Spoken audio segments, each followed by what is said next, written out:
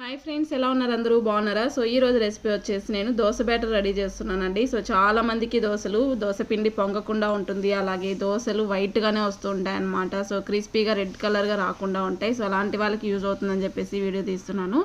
చాలా బాగా యూజ్ అవుతుందని చెప్పేసి ఈ వీడియో తీస్తున్నానండి. సో ఫస్ట్ దోశ వేసుకోవడానికి నేను రేషన్ బియ్యం తీసుకుంటున్నాను.